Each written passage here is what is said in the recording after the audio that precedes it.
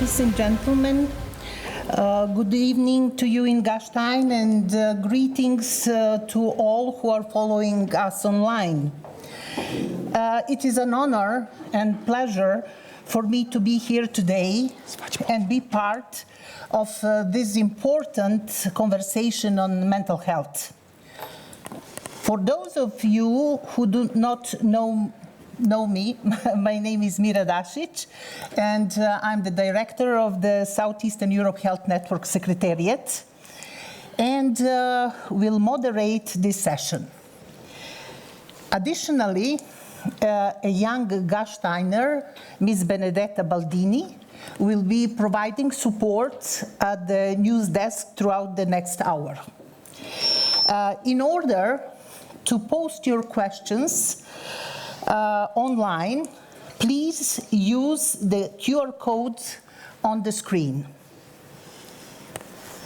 Of course, we have our panel of experts that I will introduce as we come to their interventions.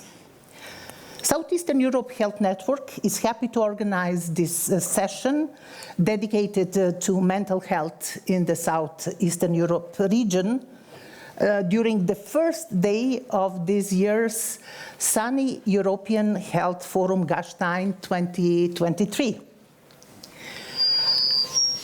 European Commission and World Health Organization acknowledged mental health as a rising challenge, and they put a lot of effort in supporting mental health. The Pan-European Mental Health Coalition, along with the Framework for Action, has been launched in 2021.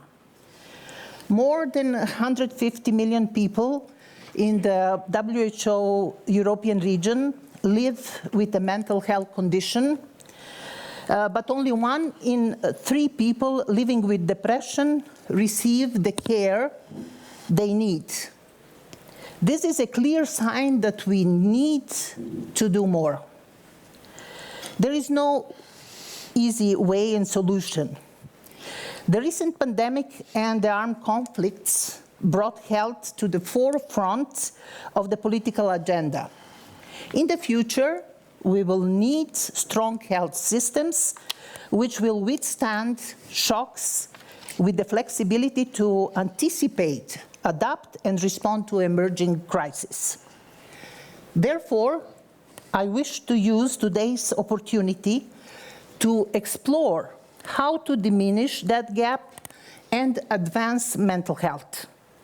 The main topics in the focus of the experts will be mental health situation in the Southeastern Europe region, healthcare workforce and improvement of services, and addressing the legacy of conflict as a major driver for mental health burden. By the end of this session, we expect to be able to draw conclusions on the possible solutions for the Southeastern Europe region and how they can match the EU Global Health Strategy. We are keen to make this session as interactive as possible and would like to ask you to comment. Now we will have first some keynote inputs from our panelists, and after each block we will have questions and answers with the audience.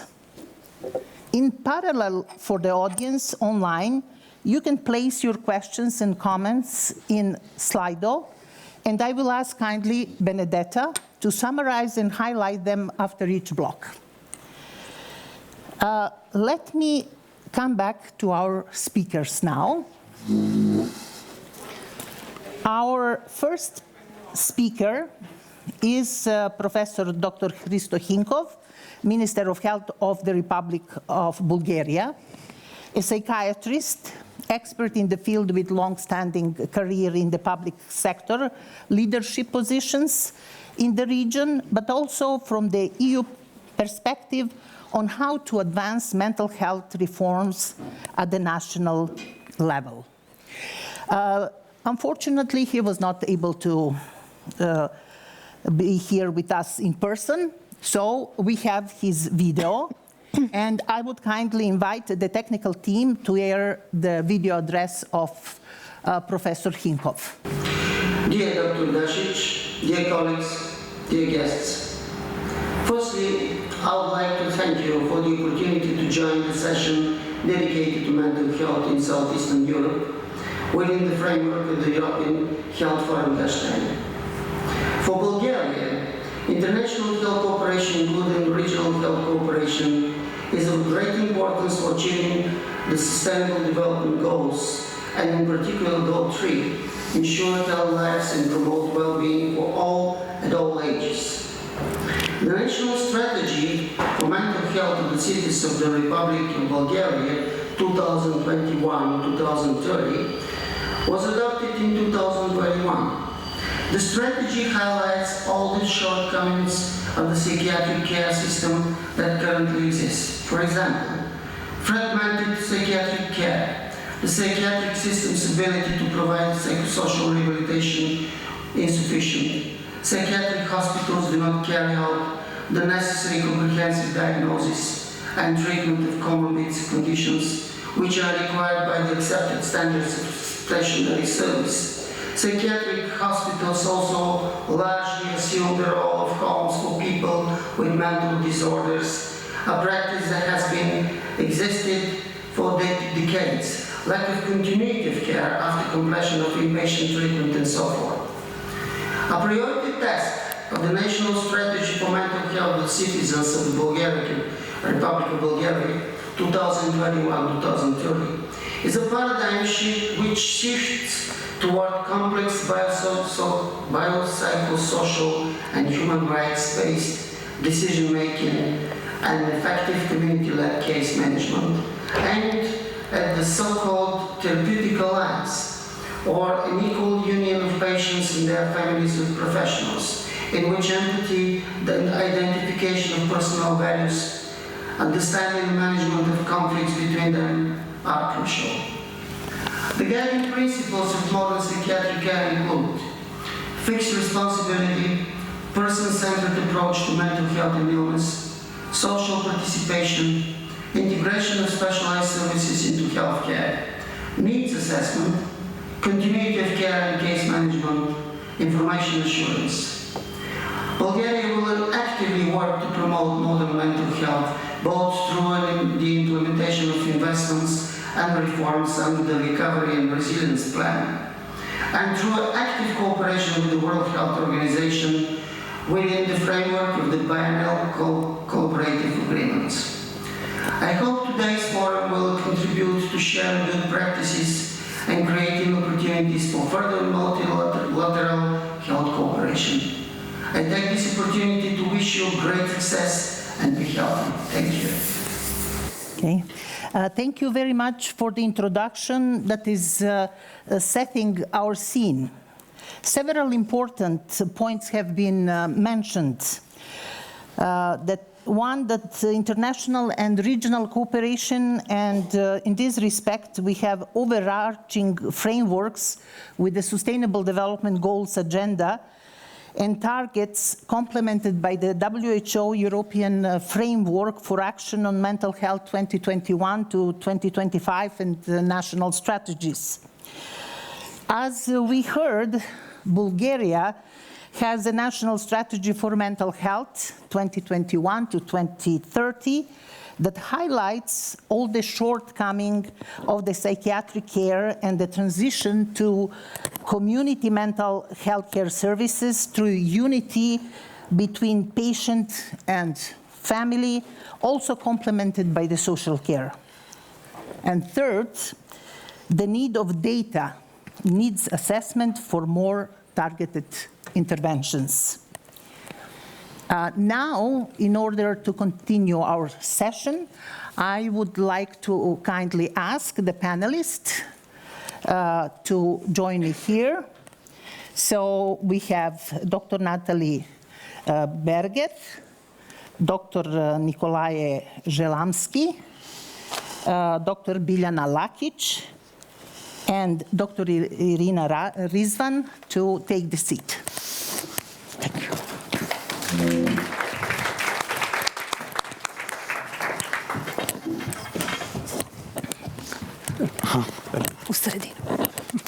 Hello.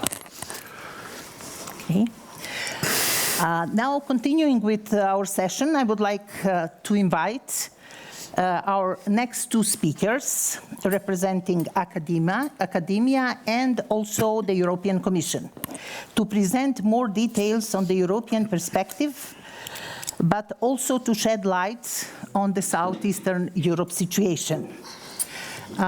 I invite first Dr. Natalie Berger, Director for Support to Member State Reforms, European Commission, Directorate General for Structural Reform Support, to present the type of support that the EU can offer in the area of mental health to the Western Balkans and beyond. Dr. Berger, the floor is yours. Thank you very much, and it's a great pleasure to see so many young people in the room. Not that we're not young anymore. I consider myself as being young, but maybe slightly less young than you all are. So what can we do to support mental health and to support the Western Balkans in that area? We, in my Directorate General DG Reform in the European Commission, have the possibility to mobilize what is called the technical support instrument, which has a reasonable budget, which allow us to provide technical support to the member states to support growth-enhancing, sustainable, inclusive measures in a wide range of areas, including in the area of health. And what is very, very specific about our instrument is that we do not provide funds. We do not require co-funding. We provide advice. Advice to frame reforms from the stage of the conception, or even the stage preliminary to the conception of a reform, to the stage of implementation and even follow-up to reforms. We have the possibility to work with the member states on a bilateral basis in the context of multilateral, multi-country projects or multi-regional projects. Now, mental health. Mental health is just at least as important as physical health.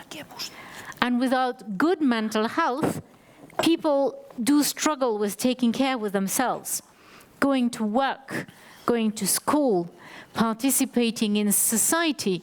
They tend to isolate themselves. Yesterday, when traveling here, I was reading in a French newspaper the testimony of a young lady who had gone down to using a lot of drugs after COVID because of her state of feeling unwell, and she was looking for support there, for relaxation, and then she started being lonelier and lonelier, and she found in these substances something that was helping her to face this situation. Well, this is not good. When young people come to that stage, it means society is failing. So we really need to be able to support them. We have to support each other, and especially young people. And I'm thinking of the 2022 Health at Glance report of the OECD, which showed that almost 1 in 2 young Europeans report unmet needs for mental health care. Earlier this summer, I was in Cyprus discussing mental health. And I was being told that among young adults before COVID, around 10% of them were deemed to suffer from mental health problems. And that after COVID, that figure had gone up to almost 30%. Isn't that shocking? Shouldn't we act now? And what the young people in my team coming from the beautiful Southeastern Europe tell me is that, well, there is a strong sense of community in Southeastern Europe. And this is a very strong strength of the region. So this is something to build on, to work together.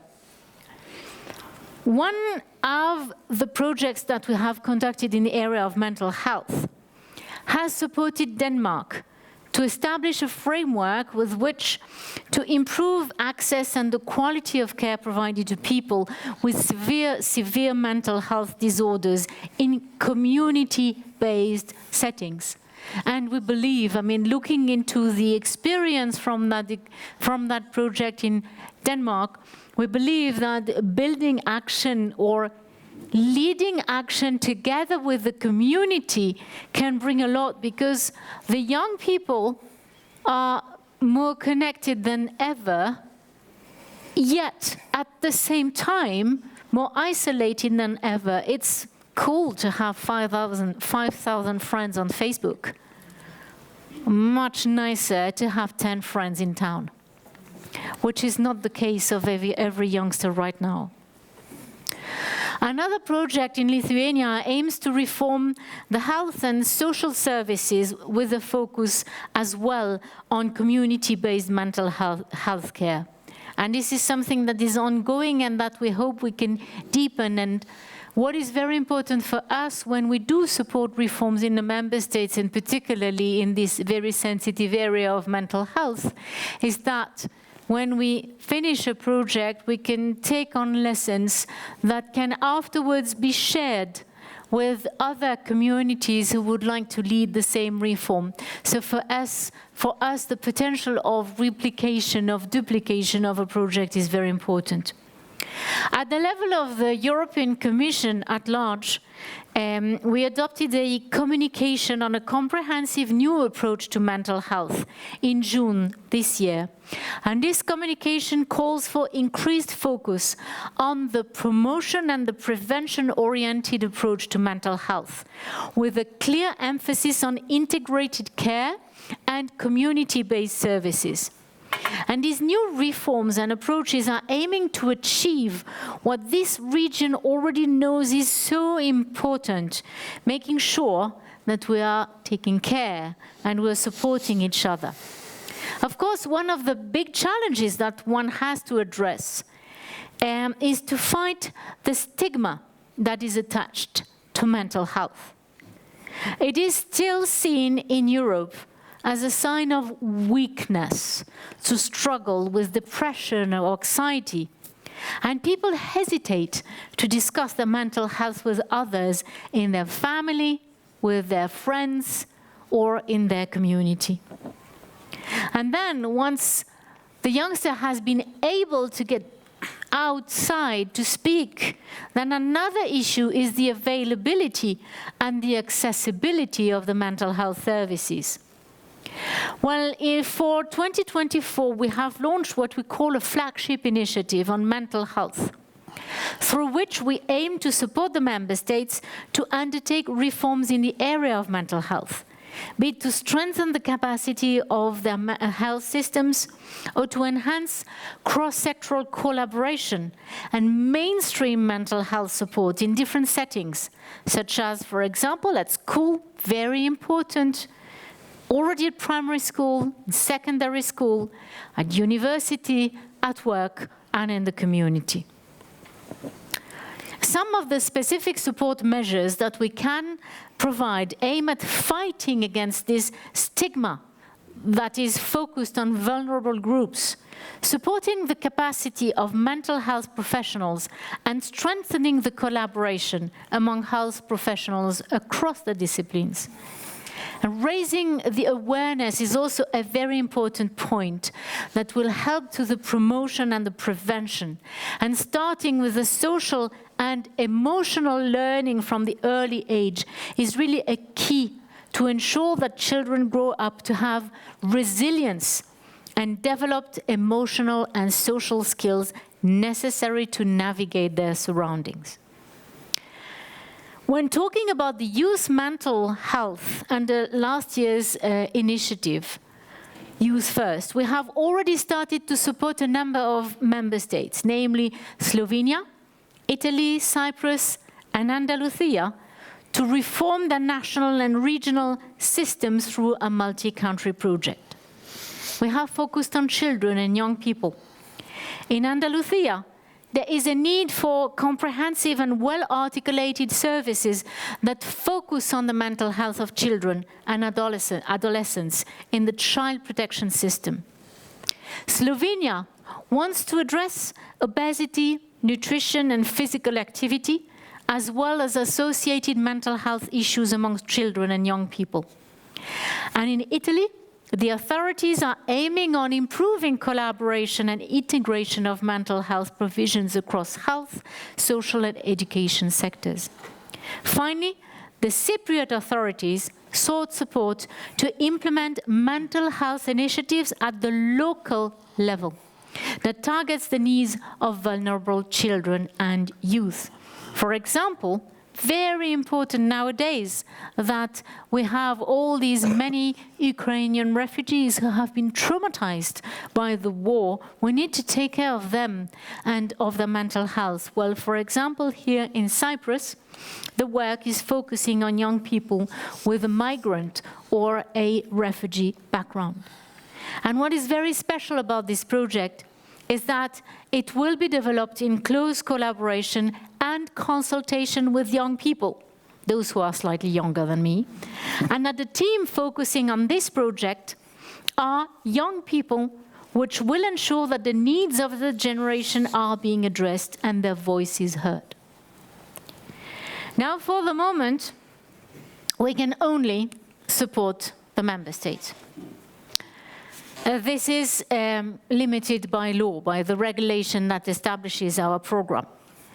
But at the same time, this year we are piloting a few projects in which some enlargement countries are invited as observers.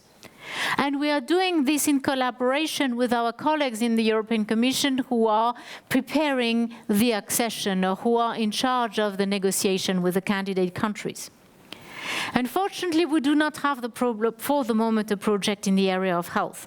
But in the social area, we'll have Serbia and Moldova as observers on projects related to the labor market.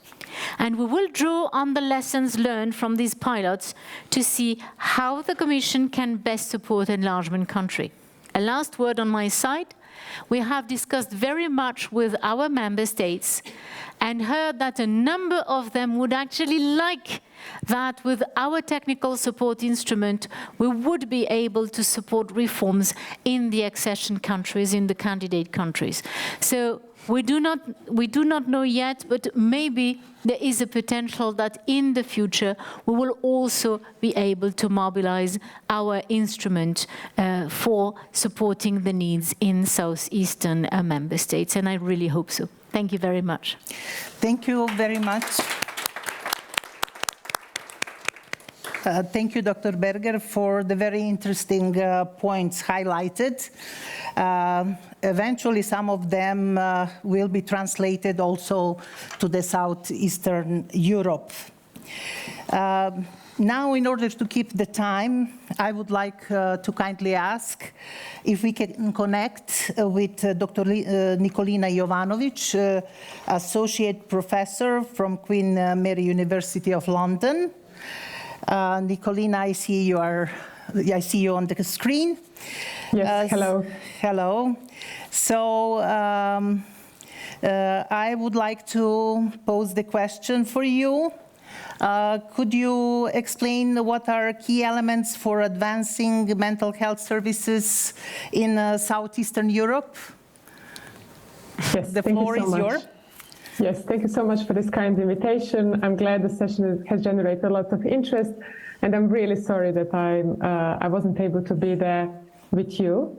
Because I'm joining online, I've prepared some slides because I hope that could potentially help people to sort of follow what I'll present today. So I hope you can see my title slide. Yes? Yes, yes. Yes, okay, thank you so much. Yes, so the focus will be on mental health care in Southeastern Europe, and Sorry, I'm just going to my next slide. And this is the question that I hope to address in this brief presentation. So what are the key elements for advancing mental health services in Southeastern Europe? So I'll start with a broader context and then focus on critical concerns and what's happening at the moment and what are potential avenues for future enhancements. And I think it's linked to previous presentations, and I hope we can have some discussion at the end as well. So just to kind of set it up more specifically related to mental health services in Southeastern Europe, I think it's important to start with a broader context and say that this region has collectively a population of almost 70 million people, and concerning mental health services, these nations have a long-standing history of delivering mental health care to their populations. But to think about advancements in this field, it is imperative to discuss them within the broader overarching socioeconomic and political framework, but also to consider progress made over the past couple of decades and even more recently over the past couple of years. So this region, countries in this region confront, as you know very well, numerous challenges, including armed conflicts and migration, an aging population, demographic decline, and constraints in both human and financial resources for healthcare, and that includes mental health services. So I'm mentioning this context because, as we are all aware, mental health is closely interconnected with socioeconomic conditions, and patient-level outcomes do depend a lot on the availability and accessibility of mental health services, as well as evidence-based interventions. So I'll mention a study that we did in 2022. This was a rapid mapping of the current situation in the area of mental health in the Southeastern Europe. And we wanted to cover last 2 decades. And this study was conducted together with under the auspices of the Southeastern European Health Network. The aim was to gain a deeper understanding of the advancements in mental health services, as mentioned, during the past 2 decades. For some points, we were able to get even more recent data from 2021 or 2022. So you can see here that in this study, 11 countries participated from the Southeastern European and Mediterranean regions. And I'm just going to briefly mention our key findings. We are in process of finalizing this report, and it will be widely disseminated and available for anyone who is interested in this area. So I'll start with mental health services and just say that, as in most other countries or regions in the world, mental health services in Southeastern Europe include different types of services, including psychiatric hospitals, psychiatric wards in general hospitals, primary healthcare centers, community mental health centers, counseling centers, and obviously mental health services work closely with social services very often, as well as with other relevant stakeholders. So just to illustrate what's really happening in the field, I'll use an example of psychiatric beds. And in the field of psychiatry, and I'm a psychiatrist, psychiatric beds are commonly utilized as a metric, not the ideal one, but kind of illustrative metric for assessing the state and progress of mental health service development. So what we found in this study is that in the period of from 2000 to 2020, so last 2 decades, most countries in this region observed a decrease in psychiatric beds, primarily within psychiatric hospitals, and that the average is still lower compared to the EU countries. And this is important because diminished availability of psychiatric beds should ideally coincide with well-established and easily accessible community mental health care. However, again, in this region, the development of community mental health services is still in progress. So future strategies really focus on strengthening and expanding community-based services and on further integration of mental health care within primary health care to really be able to offer holistic care to our patients. As Natalie mentioned, mental health and physical health are both important. Then we also looked into other kind of important aspects of mental health services such as human resources, and we found significant disparities in the availability of mental health professionals. Again, when compared to EU countries, these nations have a lower average number of mental health professionals, which is important because if we want to implement any reforms, any evidence-based interventions, it is important to have staff who can deliver these programs. We also looked into brain drain and asked for estimations of percentage of psychiatrists. We focused on psychiatrists, obviously there are other mental health professionals in the provision of mental health care. But we sort of wanted to estimate the percentage of psychiatrists who plan to immigrate to other countries within 5 years of completing their training. And the numbers were pretty high and to be honest, shockingly high in some countries. On average, it was around 5%, which I think it's also a high number. But in some countries, it was even more than that. So this is also something to think about, especially in the candidate EU countries. We also looked at mental health policies and legislation, and generally countries in this region have mental health policies and action plans, but there is room for improvement, and we particularly identified one area, and these are national suicide prevention programs. Some countries still do not have these programs, and they are essential because we know that the incidence of suicide attempts and completed suicide is quite low in this region. Most countries have adopted mental health laws and laws regarding involuntary admission and hospitalization, which is a very important improvement and advancement. We also looked at quality assurance and mental health reforms. Natalie already mentioned something about reforms.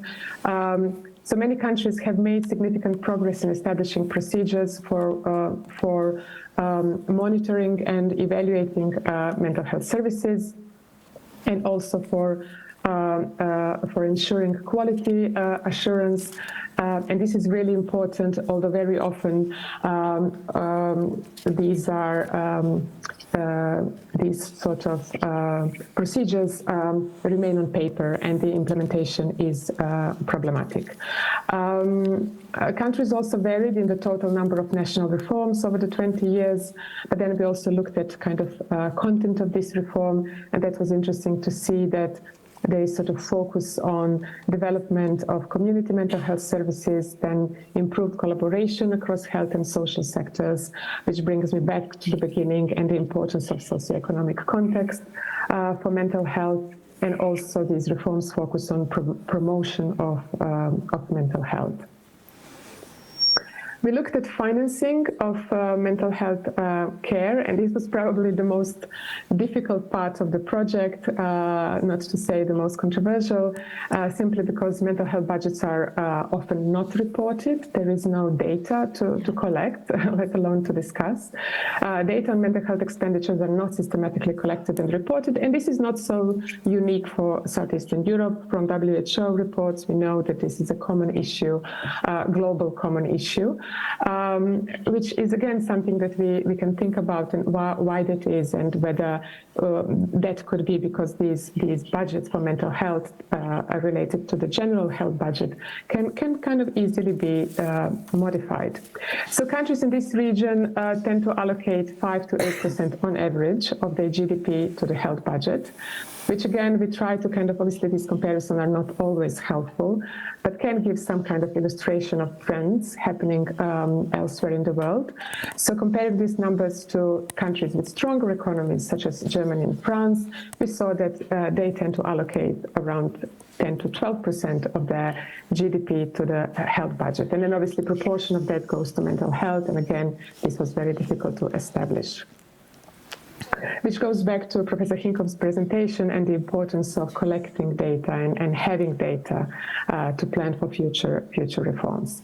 And lastly, we did look into the impact of COVID-19 pandemic, but I think because the study was done kind of also in the middle of the pandemic, I think, or not in the middle, towards the end of the pandemic, I think obviously we were not able to kind of fully assess the impact, and this is something that can be done in the next project. But we did find that some themes that were emerging from efforts in countries in Southeastern Europe, such as empowering primary healthcare, building resilience among healthcare workers, providing support for vulnerable groups such as young people. As we heard, this is a big issue for our teenagers and adolescents and young adults, then increasing access to mental health services and also kind of addressing misinformation. We witnessed this was a major issue. And this is my last slide in terms of these key advancements that the initial question sort of mentioned in future plans. I think it's reasonable to say, I've already mentioned some developments in future plans, but I think it's reasonable to say that some of the most important positive developments in the region include improved human rights and increased user involvement and generally strengthening of community-based mental health care. And these improvements or efforts made to protect the rights of mental health, human rights of mental health service users or individuals suffering from mental illness are extremely important because this region has a history of poor human rights of mental health patients, but there is still a room for improvement, and we identified one area where service users or patients should be included in bodies that regularly review patient complaints and functioning of mental health services. So future efforts should really prioritize investments in capacity building and training for mental health professionals, recruiting and retaining people in this field of work, then ensuring quality assurance and monitoring, improved routine data collection. I think I cannot emphasize the importance of that, and harmonizing legislation with international standards. So hopefully these strategies could effectively address the mental health needs of the populations in these countries. And I think this conference is a very good place to discuss how to further develop these strategies and, of course, implement them in real life. So I'll stop here. I'll stop sharing my slides. Okay, thank you, Dr. Jovanovic, for giving this detailed perspective on the mental health in the Southeastern Europe region.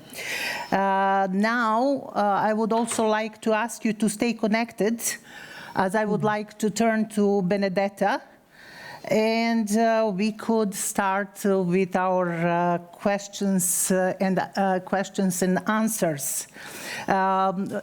For the audience that is here in person, I would like to ask if you have questions to stand up for the questions. And for the ones online, I believe Benedetta will share them with us. Perfect. Thank you very much. So I collected the questions in 3 main clusters based on the online feedback. The first one relates to human rights, especially in times of conflict, second on the workforce, and third on the enlargement. So regarding human rights, the first question that came up regards the impact of conflicts, starting from the conflicts in the 90s in Southeastern Europe, but also the Ukrainian conflict, on mental health in the region. What are the challenges and action to support the mental health of migrants and EU citizens in neighboring countries to the Ukrainian conflict? And what is the state of human rights of people with mental health in the region? Then we also have a question about what kind of emergency instrument can be deployed to provide mental health support in times of crisis.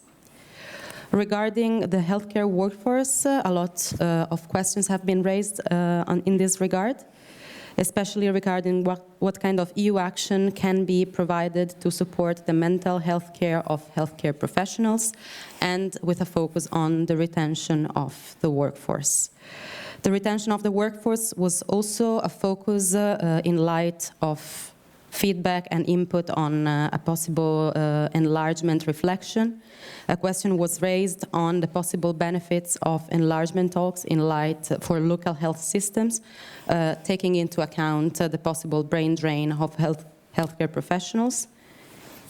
And a final question was raised in terms of what kind of EU action can be provided to support mental health reforms, for instance, in the context of the European semester. So perhaps this is a broader question for Ms. Berger.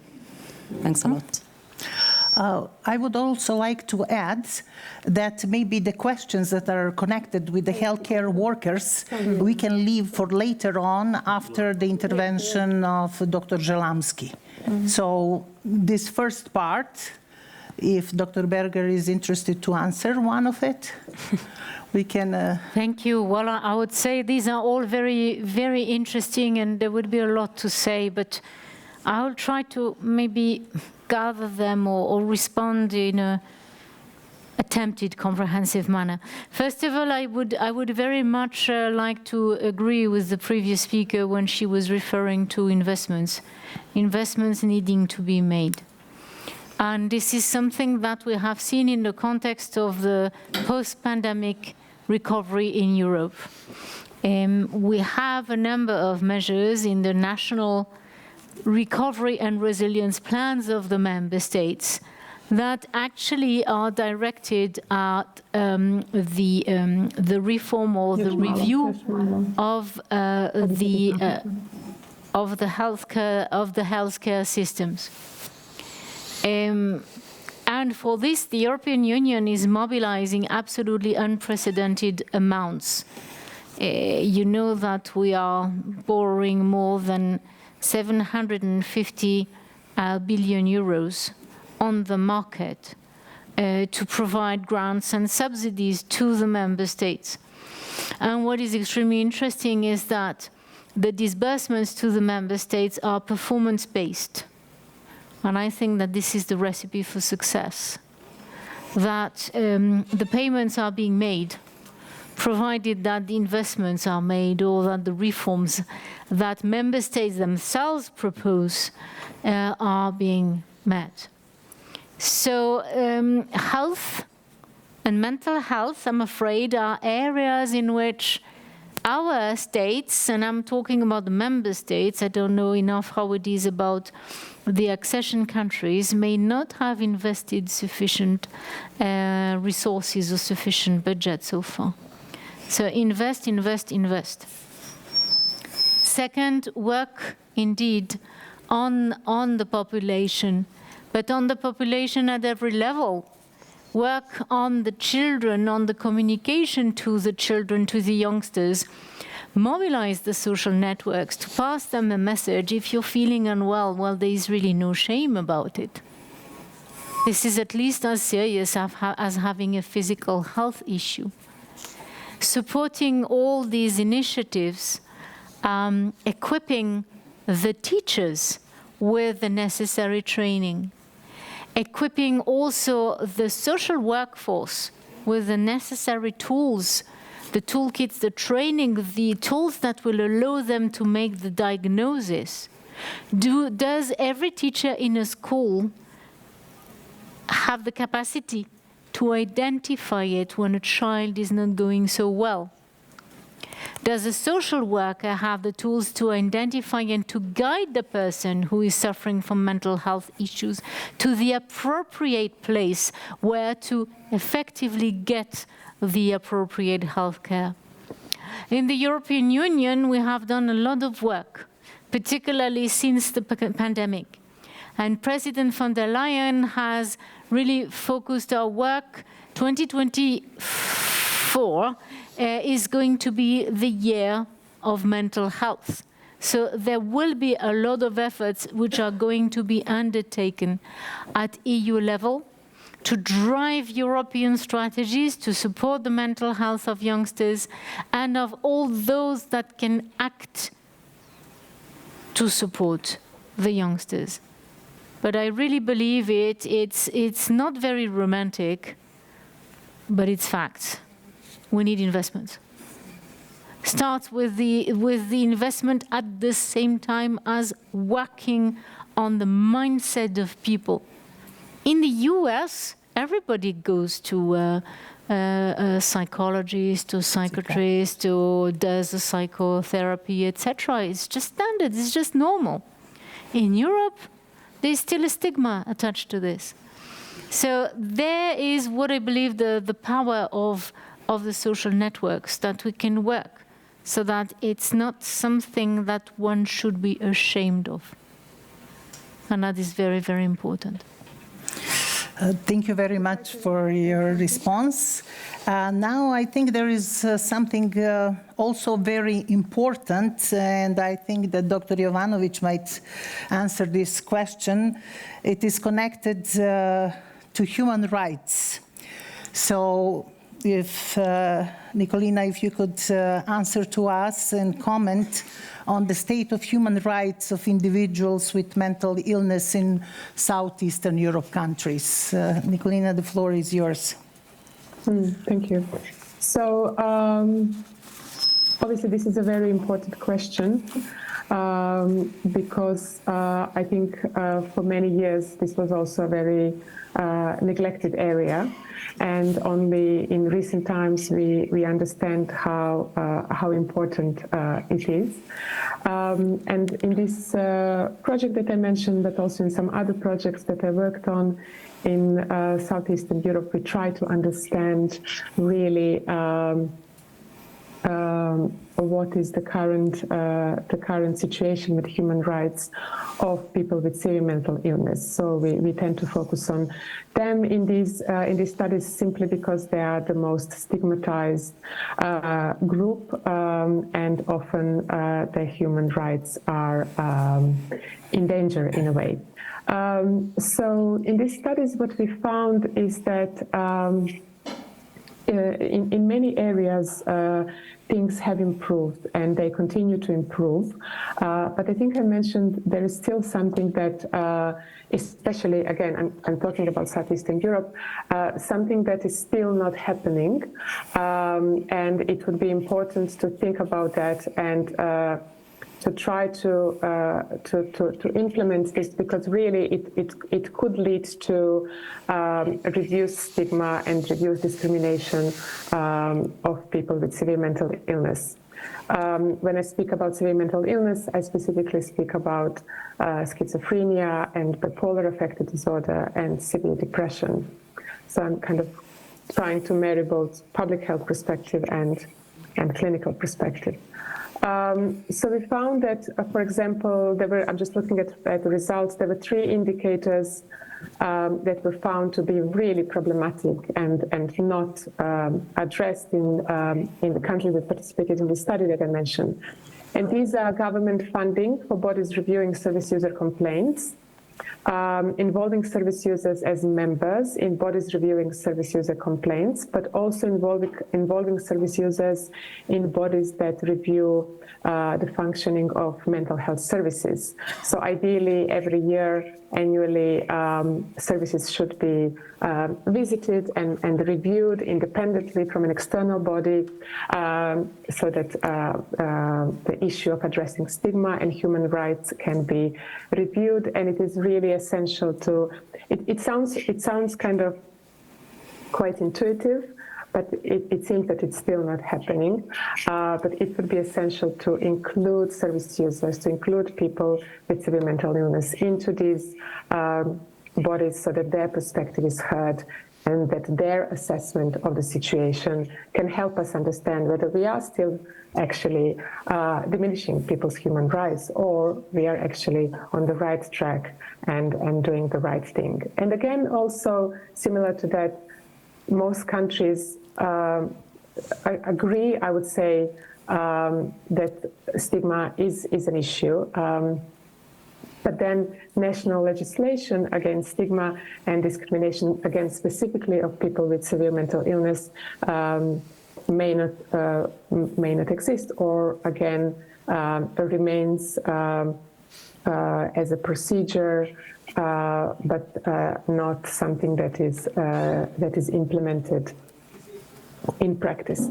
So I think this is a kind of very simple solution potentially that we can think about and implement tomorrow. Really, it's not complex or complicated. It's not difficult to find service users who would want to get involved, and it shouldn't be difficult to find funding to pay them for their time and work, and then we could make sure that actually what we're doing is properly evaluated, and we keep human rights of people with severe mental illness in mind. I don't know if it fully covers your question, because I didn't completely hear the question at the beginning, but I tried to speak about the issue of human rights of people with severe mental illness, and one very kind of easily implemented solution that could people potentially discuss and use. Thank you very much for your response. But because we are a little bit behind time, I would like to introduce now Dr. Nikolai Zelamsky. He is the director of the National Agency for Public Health from the Republic of Moldova. Dr. Zelamsky has been part of the Southeastern Europe Health Network for many years. He was a National Health Coordinator representing Moldova and chair of the Executive Committee. The question I would like to ask Dr. Zelamsky is, could you tell us the current trends and importance of mental health for health workforce in the Southeastern Europe region, and what are the current priorities, actions for improvement? Dr. Zelamsky, the floor is yours. Thank you, Dr. Dasic, for your question. Dear colleagues, it's a pleasure for me to be here at the European Health Forum Gastein 2023. Related to our session, from the very beginning we shall district the two silent crises that are ongoing. The first one is mental health, the key theme of this session, as a public health issue that even before the pandemic account for substantial increase in prevalence in the last 30 years. On the other hand, we have health workforce professional crisis on the rise. Within the European Health Network and Regional Health Development Center for Human Resources for Health, we had this discussion at least for a decade. Today we focus on aspects of state on health professionals and their mental health status. With reference to the list, latest, as Dr. Dasic mentioned, there is a huge lack of data and need more research to establish that. The conversation that emerged after the pandemic were focused among and around fatigue, around anxiety, burnout of the healthcare workers. The Southeastern European Health Network in this respect offered a direct solution through the implementation of the project called Mental Health and Resilience Training for Healthcare Workers Responding to COVID-19 in the Southeastern region, funded by Project Hope. During this project, around 8,000 healthcare workers were trained on key concept of stress, trauma, ways to improve personal mental health and build resilience. This way was a very good emergency response by that Southeastern Europe Health Network implemented regionally during the end of 21 and 22 to help community overcome the burnout pandemic challenges. Nonetheless, we need systematic actions to better respond to the post-pandemic effects and current rising mental health burden among the health workforce. In this respect, other aspects emerged in the study conducted by Dr. Jovanovic and mentioned earlier, the need of capacity building for human resources providing mental health services, and the health workforce shortage. These two aspects are crucial in all further discussion about the design and provision of mental health services.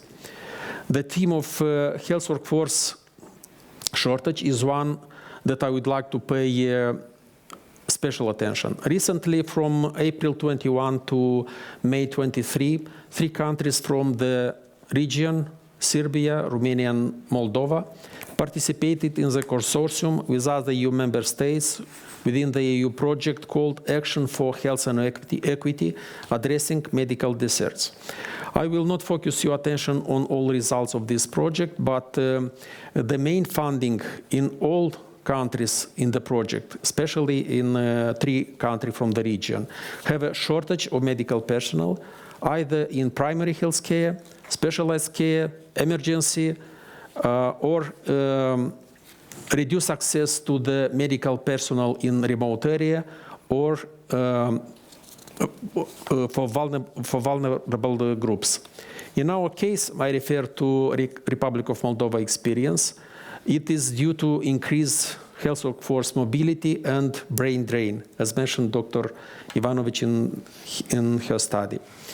At the end, project comes with specific recommendation for policymakers how to improve retention of health workers in medical deserts area.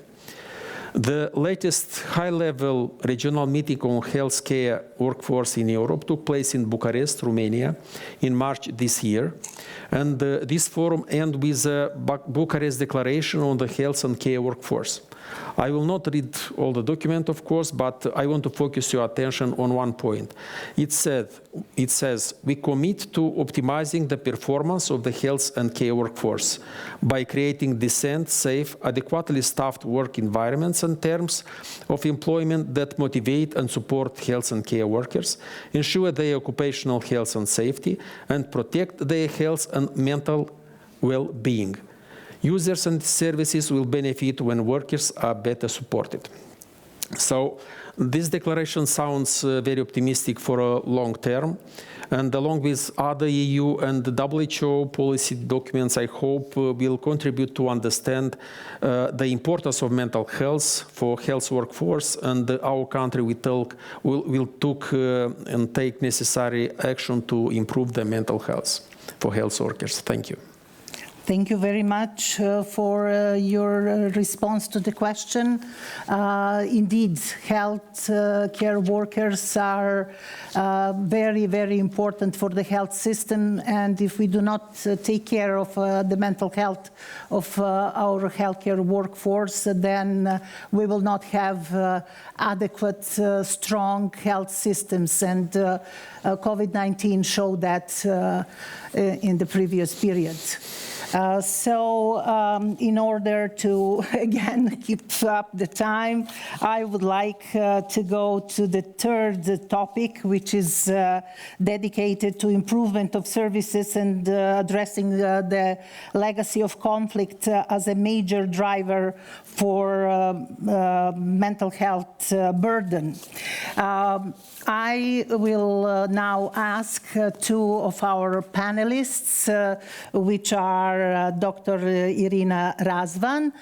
She is from Bosnia and Herzegovina, from the federal part of Bosnia and Herzegovina. And we also have a psychologist. And we also have Dr. Biljana Lakić, who is representing the entity Republika Srpska from Bosnia and Herzegovina, and she is a psychiatrist. And I think that it will be very interesting to hear also their response. I will have one question for both of them, and they will divide the response among them. The question would be, could you tell us the Bosnia and Herzegovina 20 years of experience and how the expertise could be brokered to the Southeast Eastern Europe Health Network member states and beyond to capitalize on the conflict heritage and what are the current priorities, action for improvement. So I would start with Dr. Lakic. Dr. Lakic, the floor is yours. Thank you, Mira, and I would like to thank all of you for coming to our presentation. Due to time limitation, I will have to speak a little faster than I wanted. Okay. Characteristics of the mental health reform in Bosnia and Herzegovina. During the past almost 3 decades, with the breakup of socialism and the 1992-1995 war, Bosnia and Herzegovina society has undergone drastic changes. The war and the resulting internal and external migration have led to additional community and family disruption, post-traumatic stress syndrome, and associated psychosocial problems. It caused considerable disruption in where and how people live, and left variety of social and economics problems that drastically affected the functioning of the healthcare system. Also, the role of the state in the healthcare system was changed. The war in B&H led to demolition and closure of traditional psychiatric institutions, along the massive psychological suffering of the entire population. Large psychiatric institutions were closed or had significantly reduced capacities. B&H has very complicated political structure, as Mira said, composed of 2 entities, Federation of Bosnia and Herzegovina, which consists of 10 cantons, and Republic of Srpska, which is more centralized, plus Brčko district, so we have 13 ministries of health. Which are responsible for organizing healthcare of the population. Since 1996, when the community mental health reform began after the war, immediately B&H has been implementing various community mental health projects with great support from the international community, WHO, Southeast European Health Network, and in last decade, Swiss government. In the reconstruction of the health sector in B&H, great importance was given to reform process at the level of primary health care, the basis of which, in addition to the introduction, the concept of family medicine, is also the reform of mental health care system. Dehospitalization and decentralization. The reform process enabled the reorganization on mental health care services in B&H and enabled transition from the traditional pathocentric, predominantly medical model toward one which is community-oriented, so to provision of biopsychosocial services in the community. The goal was to introduce new services through holistic approach to people's needs that lead to recovery, rehabilitation, respect for human rights and inclusion, while ensuring continuity of care and with a much greater emphasis on prevention of mental health problems and disorders and promotion of health. BiH developed a network of 74 community mental health centers, and the current network of 74 centers have expanded over the last 2 decades, which led to the reduction, the length, and the number of hospitalization. For instance, in 2010, we have 51 community health centers, which covered approximately 70% of the population.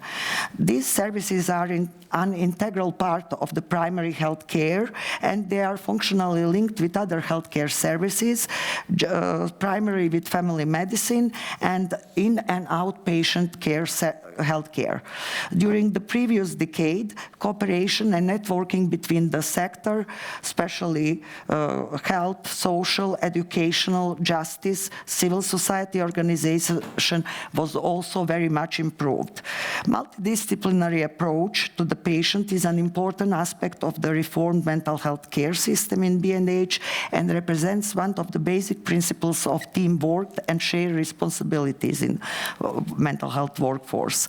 According to community mental health care center standards, a multidisciplinary team consists of psychiatrists, psychologists, few nurses, occupational therapists, social worker, and some centers have also speech therapist and child and adolescent psychiatrist.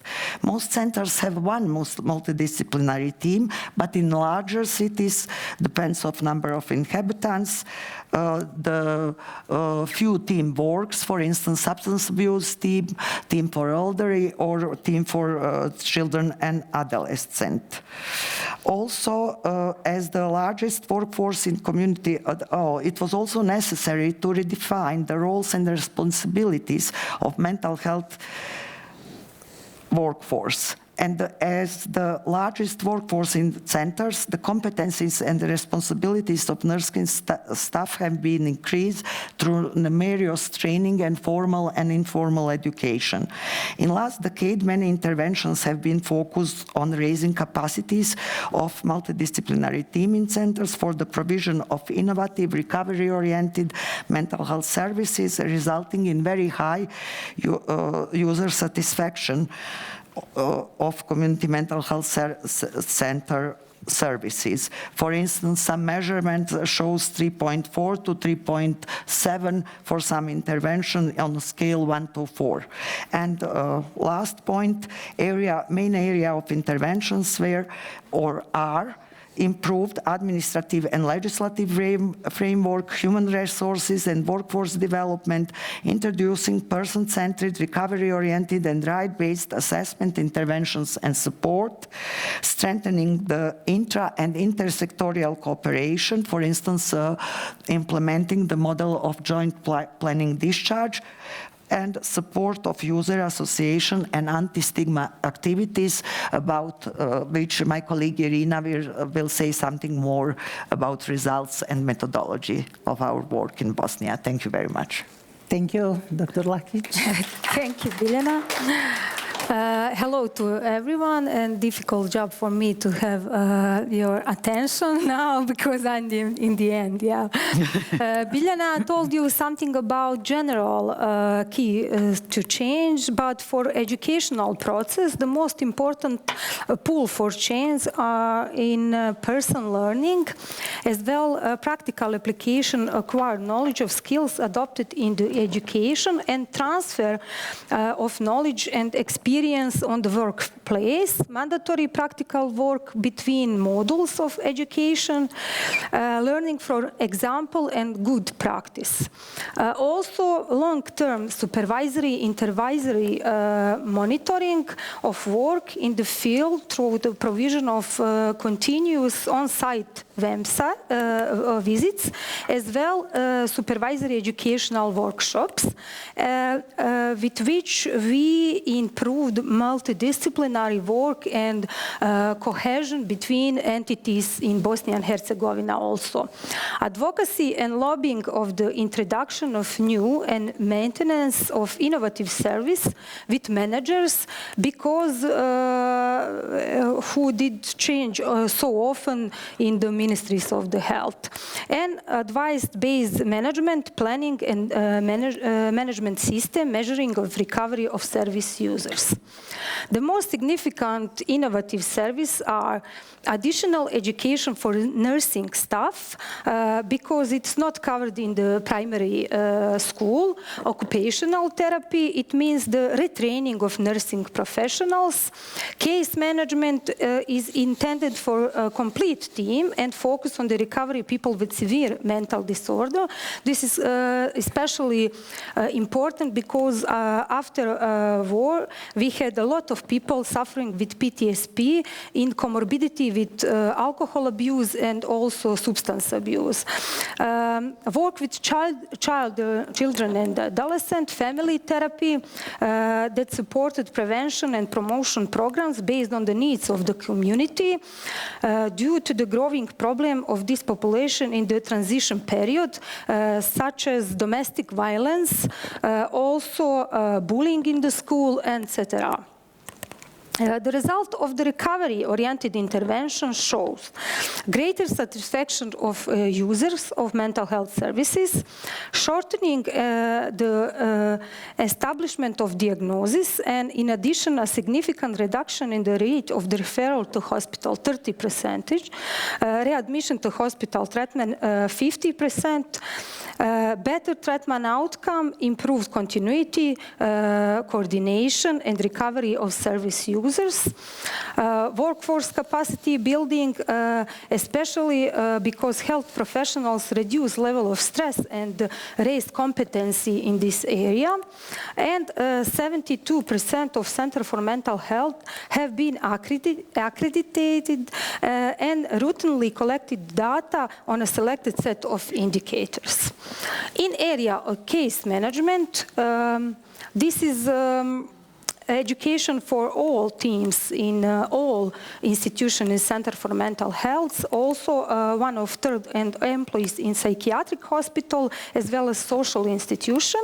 The recovery of beneficiaries involved in these activities has been measured since 2014 and shows that almost 80% of beneficiaries involved recovered well. For occupational therapy, 80% of mental health institutions apply the innovative occupational therapy services, and this number has increased from 40%. And longitudinal measurement of recovery of occupational therapy services shows 90% of the recovery achievement of the set therapeutic goal, which is measured by scientific instrument. This is instrument for the Swiss school, and promotion mental health and prevention of mental disorder as a public health approach has improved in Center for Mental Health, and they're encouraged to provide up to 30% of their services in the field of promotion and prevention. And for the end, it is not little important, but it's very important. This is users of mental health. We have great support provided to user association through education of users of mental health services, supported some trainings of the public speaking, training for trainers for human rights in mental health, and for working with media. And after they finished these trainings, educated users are including training of professionals and managements, as well as working group to the creation of the law, educational program, and work with the media. For the end of the result, for these activities, users of mental health services have increased the better opportunity for social inclusion in their local community, which significantly contribute to their recovery, better quality of life, and reduction of stigma. Thank you very much for your attention. Thank you, Dr. Rizvan. Unfortunately, we have come almost to the end of our session, and we have only the time for a very short conclusion that I will make now. So, health and mental health are no longer limited to scientific and medical issues. It has become a critical element of foreign security, trade policies, and the key area of international and regional cooperation. So, in conclusion, our discussions highlighted the considerable disparities in the accessibility and quality of mental health services and programs among the countries studied. To bridge these gaps effectively, it is imperative to enhance mental health services, foster the growth of community-based mental health care, and elevate the standards of mental health data collection. Prioritizing evidence-based mental health initiatives, boosting advocacy efforts, and ensuring equitable access to top-tier services for vulnerable populations stand as pivotal measures. Moreover, continued research warrants the gain into deeper insights, challenges, and prospects surrounding mental health services and programs in the Southeastern Europe region. Finally, I wish to thank you all for being part of this session, and hopefully we will do something to improve the mental health situation, not only in our region, but even beyond. Thank you very much. Thank to all you, of you. Mira.